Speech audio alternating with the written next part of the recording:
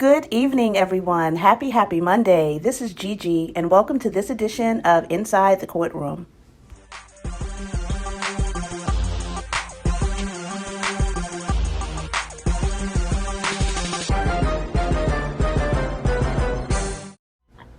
So, as we know, the plaintiff, Rodney L. Rod Jones, is suing Sean Combs, also known as P. Diddy, along with Sean Combs' son, Justin Combs. He's also suing up to 16 different companies, 1 to 10 Jane John Does, Christina Courtoom, Lucian Grange, and Ethiopia Habtemariam. The courts are still waiting for the reissuance of summons according to the latest docket updates, which means none of the defendants have been officially notified of these pending charges in this complaint. As of March 18th, 2024, which is today, nothing has changed as far as the movement of the docket in reference to this bogus case.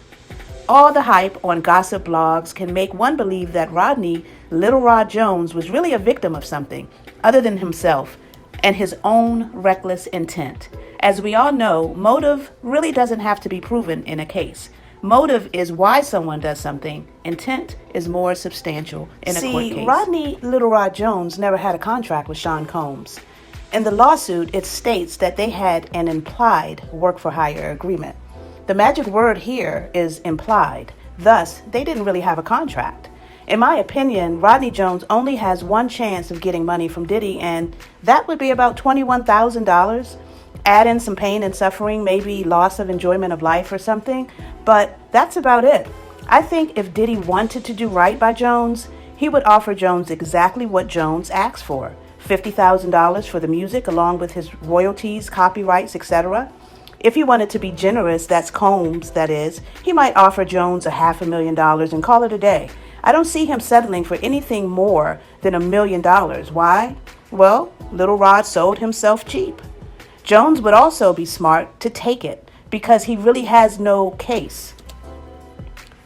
As a matter of fact, Jones' actions by his own statements could incriminate him in a RICO charge, if ever a RICO charge would be pinned on this Sean Combs, also known as P. Diddy. Intentions for his acts may be blackmail, power, gratification of his deviant sexual urges, or just because he can. However, what was Rodney Jones' intentions for all of these acts he performed? The allegations were of trafficking and abuse, but what I read was nothing of the sort. It was just lascivious living, and Jones not only participated, but he also procured the participants. It's obvious Diddy is considered to be beyond rehabilitation, a deviant sexual predator, beyond help. But why did Jones hang around for over a year? In the complaint, Jones tells how Christina Courtoom would leave when Diddy began to undress in their presence, I guess after a night of fueled with drugs, according to the complaint. But why didn't Jones leave? If Christina Courtoom was smart enough to know when to leave, why didn't Jones? Jones goes on to claim Courtoom even somehow was grooming him. Jones, a grown man. So again, why did he choose to stay in this environment? It was his intent. When Young Miami's cousin assaulted him, according to Jones, at a Thanksgiving dinner in 2022, he should have been out of there. Even months before, after witnessing the shooting and, quote, unsolicited, end quote, harassment, etc., right? When did his role change from a serious, established musician-producer to one of Diddy's freak-off dummies?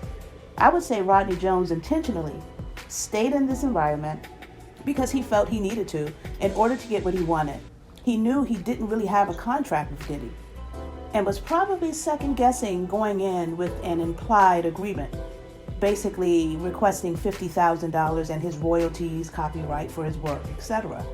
So Jones goes on to allege he was trafficked between New York, California, Florida, and the Virgin Islands. How? He didn't have any type of contract requiring his presence in these places. He was a willing participant. He went on his own. The listening party held in 2023 in July. P. Diddy was supposedly forcing Jones to drink laced alcohol with ecstasy. Now, by no means am I claiming Diddy and his son are innocent, but I would fight you before I allow you to pour alcohol laced with ecstasy down my throat. I don't buy it. But it appears as if Jones was willing a willing participant in everything. I certainly don't buy this complaint by Jones, who claimed to be a Christian. Didn't y'all tell you not to mix the holy and the profane in the Ezekiel? I mean, you should have known better.